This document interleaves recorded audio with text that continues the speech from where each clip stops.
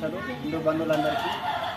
ఈ నాగుల పంచమి సందర్భంగా విశ్వ హిందూ పరిషత్ బజరంగ దళ ఆధ్వర్యంలో గత 15 సంవత్సరాల నుండి ఈ ఆవు పాల యొక్క వితరణ చేయడం జరుగుతుంది.